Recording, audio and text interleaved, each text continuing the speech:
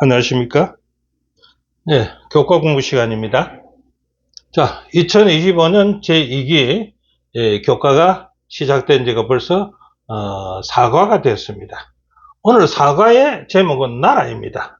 자, 문답식으로 풀어보는 교과 공부 제4과 나라 제1에 대해서 오늘 공부를 해 보겠습니다. 자, 제4과 나라 1. 기억절은요, 그에게 건세와 영광한 나라를 주고 모든 백성과 나라들과 다른 언어를 말하는 모든 자들이 그를 섬기게 하였으니 그의 건세는 소멸되지 아니하는 영원한 건세요. 그의 나라는 멸망하지 아니할 것이라고 다니엘서 7장 14절에 있는 말씀이 오늘 기억절이 되겠습니다. 그래서 여기에 나라라는 제목으로서 공부가 되는데요. 나라란 무엇인가라고 정의를 한다면요. 일정한 영토에서요. 국민이 거주하고 주권에 의한 통치 능력을 가진 조직 집단을 나라라고 이야기할 수가 있다는 거죠. 그래서 창세기를 통해서 태초에 이 세상의 나라 문제들이 어떻게 전개되는지를 한번 알아본다면요. 하나님께서 에덴에다 창설한 나라입니다. 그것이 영토는 에덴이죠. 국민은 아담과 하와가 됩니다. 첫 번째 주권자는요 하나님인데 결국 타락으로 이어집니다. 그래서 이걸 해설해 보면 에덴 나라의 백성인 아담 하와는요 주권자의 명령을 어김으로 생명나무가 있는 에덴에서 추방된 것이 계시록의 끝장에서는 다시 회복된 에덴으로 볼 수가 있게 되는 것이 오늘 공부라 이렇게 생각하면 되겠습니다. 그렇다면요 요한계시록은 어떤 책이며 타락한 세상을 위한 하나님의 해결책은 어떻게 보여주는가라는 면을 한번 본다면요 어떤 면에서요 창세기와 요한계시록은요 한마디로 해서 반대 순서로 전개된 책이 아니냐라고 말할 수 있다는 것입니다. 그래서 그 책에 보면 창세기 태초에 일어난 사건들은요 계시록을 풀고 이해하는데 아주 중요한 책이 되고 맙니다. 그래서 창세기에 잃어버린 생명나무는요 계시록의 마지막 장에는 어떻게 나옵니까? 다시 회복됨을 볼 수가 있지 않습니까? 자, 세 번째는 다니엘서와 요한계시록의 공부에서 핵심 주제는 무엇이 될까요? 자, 핵심 주제를 보통 정리를 한다면 이 세상의 통치권, 곧 하나님이죠. 하나님께 속한 이 지구를 자신들이 차지하려는 그렇게 인간들이 차지하려는 인간의 시도가 끊임없이 이어지는 문제를 기록한 책이 되고요. 다니엘서는 그 결과는 죄와 반역의 시대는 영원히 끝날 것이고 결국은 하나님의 의로 영원히 다스릴 것이 기록된 것이 요한계시록이 아니냐라고 볼 수가 있겠죠. 자, 그렇다면 첫째 날 니무롯과 니누의 나라라는 것이죠. 자, 인간의 나라는 어떻게 이루어졌는가 한번 볼까요?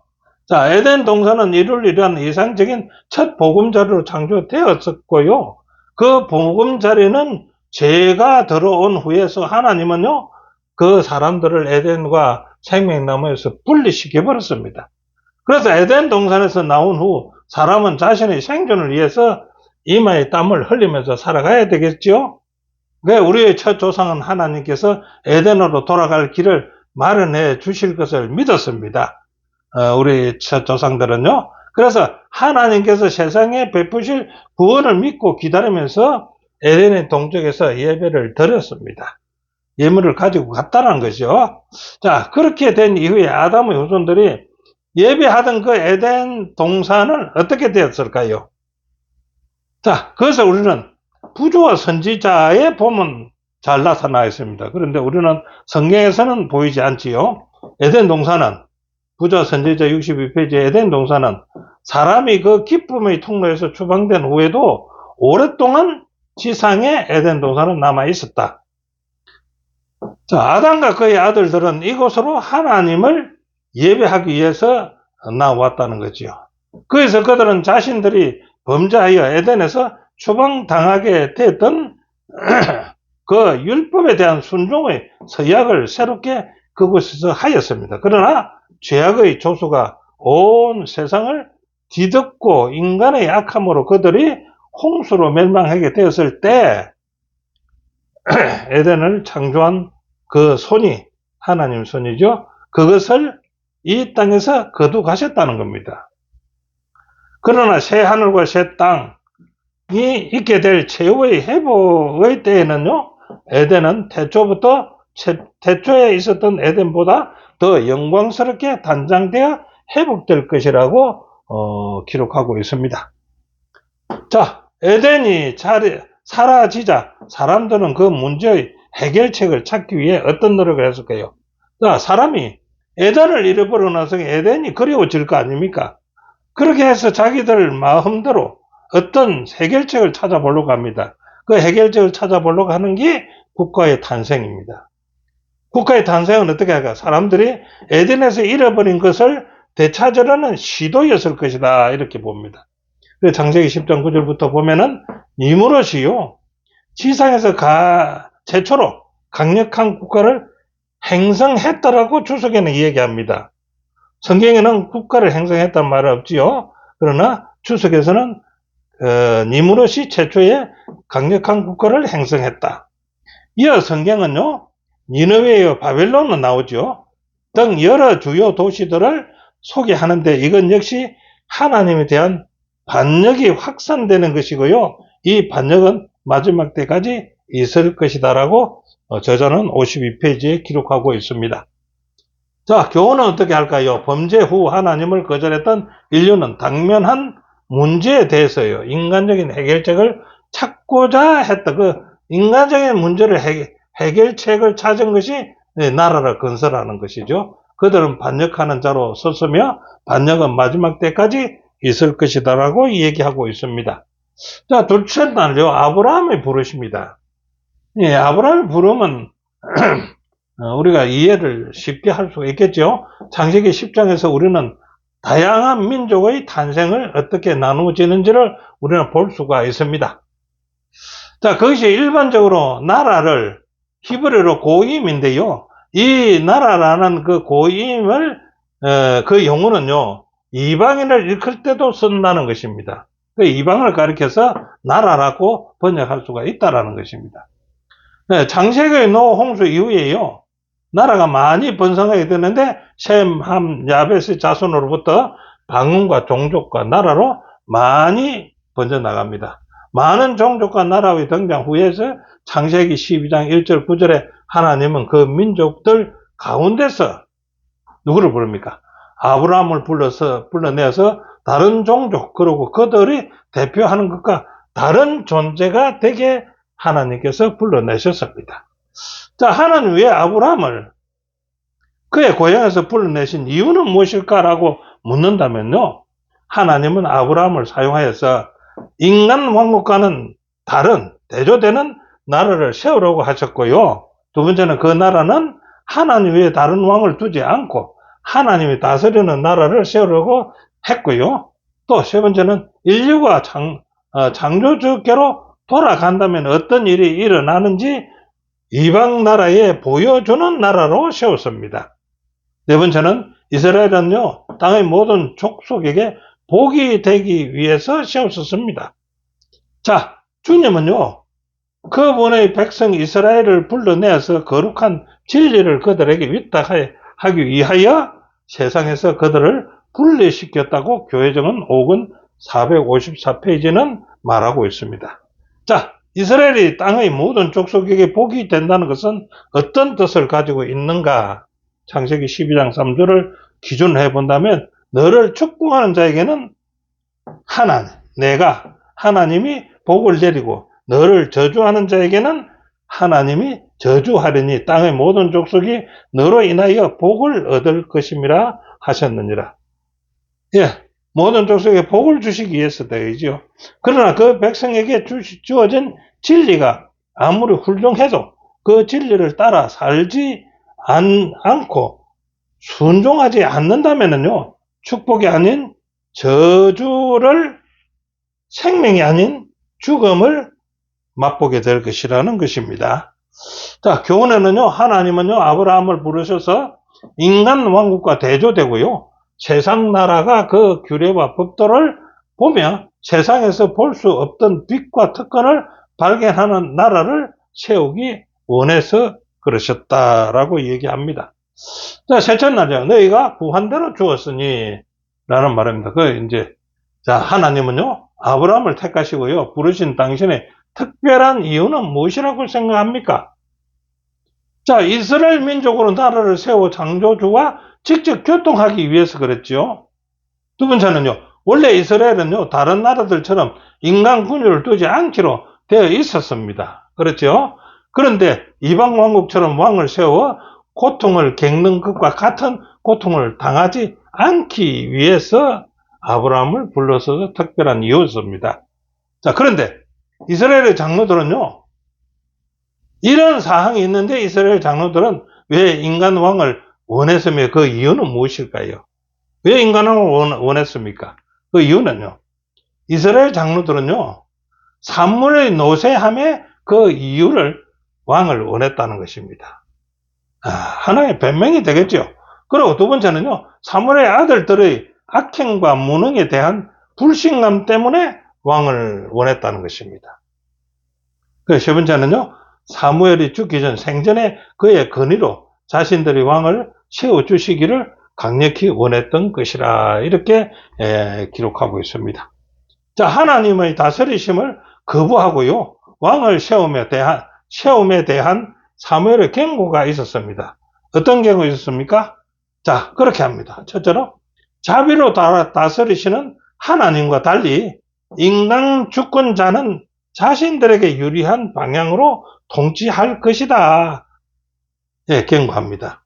두 번째는요, 사무엘상 8장 13절에 왕은요, 백성들 중에 젊은 남자들 뿐만 아니라 젊은 여자들까지도 징집하여서 그들의 노동력을 착취할 것이라고 경고했습니다. 세 번째는요, 그가 또 너희 밭과 포도원과 감람원의 제일 좋은 것을 그들이 착취해 갈 것이다. 그래서 왕을 세우게 되면은요, 예. 그 다음에 네 번째는요, 왕을 위한 11조도 취할 것이다.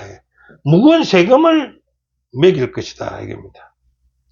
자, 그날에 너희가 택한 왕으로 말미암아서 이스라엘 백성을 경고합니다.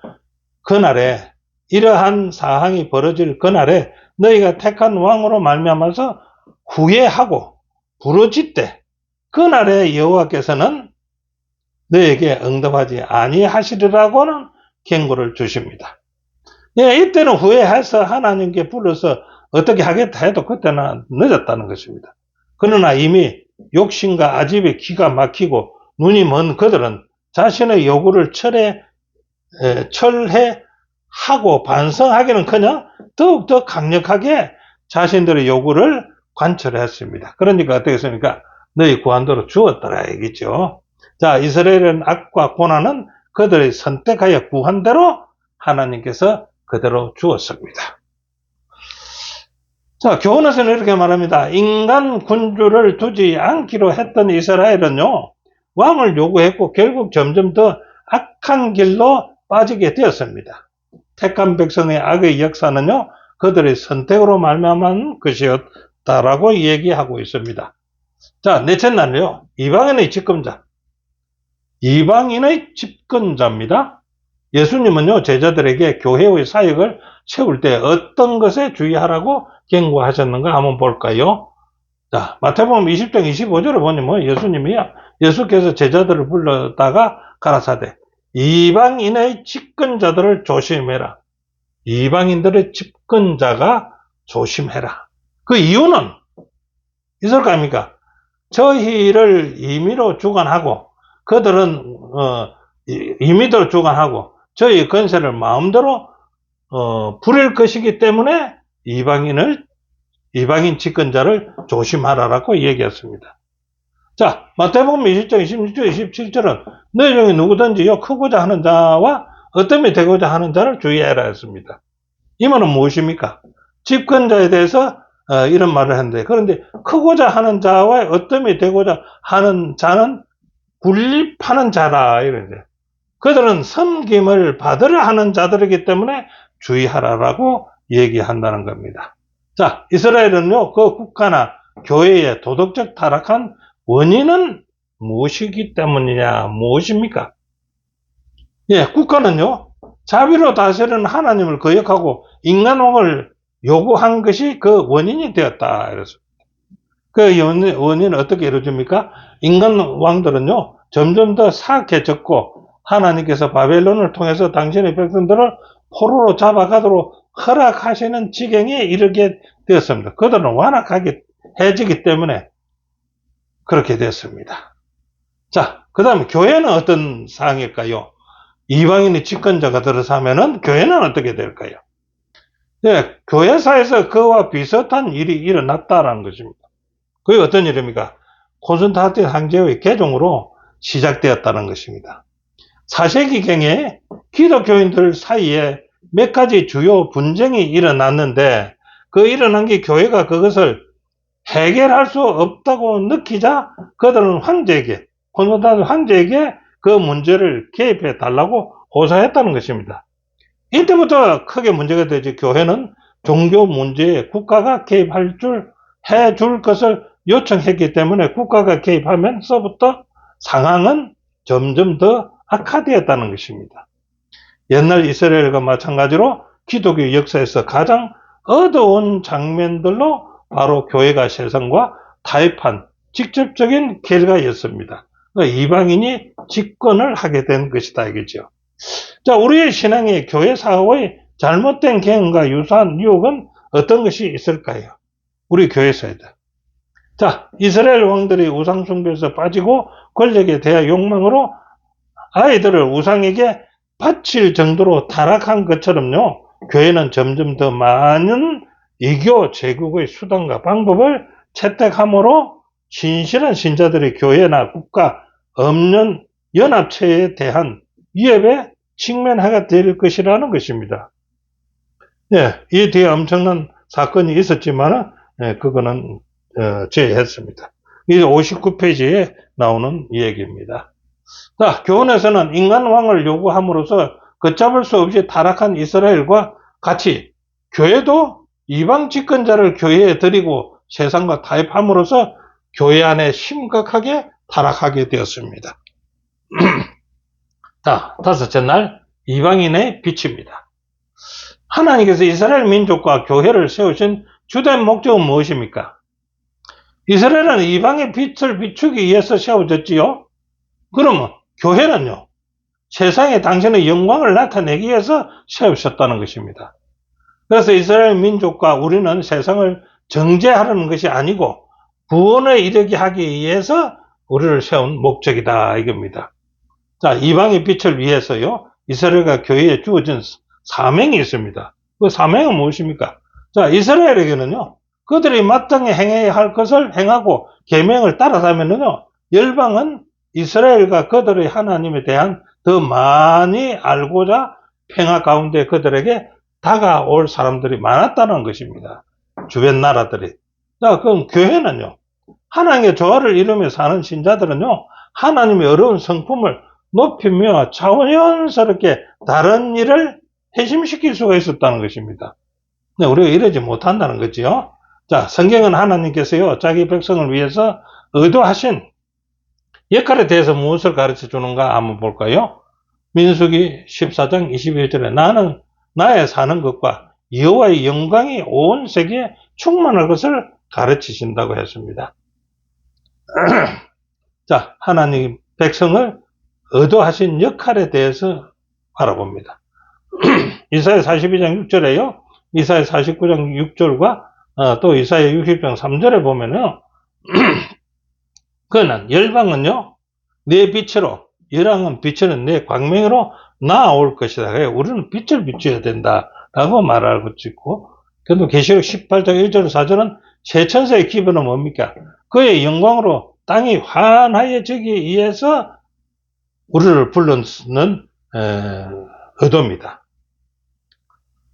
자, 하나님은요, 교회를 통해서 전파되는 새 천사의 기별은 선택된 소수에게가 아니라 모든 나라와 족속과 방언과 백성에게 전해야 할 기별이다. 요한계시록 18장 1절은 그리스도의 재림 전에 온 땅이 하나님의 영광으로 환하여질 것을 예언했다라고 61페이지에 기록하고 있습니다. 자, 교훈에는요, 이스라엘은요, 이방의 빛을 비추기 위하여 세워졌고요, 교회도 세상에 당신의 영광을 나타내기 위해서 세워졌습니다. 택한 백성들은 삶을 통해서 그분의 성품을 나타내야 한다라고 얘기합니다. 자, 오늘 공부는 여기까지고요. 공부한 것을 다시 결론을 한번 내본다면은 한 네 가지로 나눌 수 있는데, 첫째는 인간이 세운 나라들은요, 하나님 이상을 벗어나서 실패를 반복하게 됩니다. 하나님 이상을 벗어나게 되면 실패를 할 수밖에 없다 이거죠. 자, 두 번째는요, 하나님은요, 아브라함을 택하시고요, 당신의 율법을 따르는 나라로 부르셨는데, 그러나 그들의 왕을 요구하고 악의 길로 빠지게 되었습니다. 이스라엘이. 그 다음에 세 번째, 교회도 그와 같이 이방 집권자들을 들임으로써 심각하게 타락했고요, 하나님의 나라가 올 때까지 정황은 점차 악화될 것이라고 했습니다. 네 번째는요, 인간은요, 당면한 문제의 해결책을 찾고자 해서나 반역하는 결과로 나타났다. 하지만 하나님은 우리를 세상의 빛으로 세우기 위해 부르셨기 때문에 오늘도 우리는 세상의 빛으로서 오늘도 살아야 될 것이라고 말씀하고 계십니다. 자, 여기까지 오늘 공부입니다. 다음 기 다시 여러분을 뵙겠습니다. 안녕히 계십시오.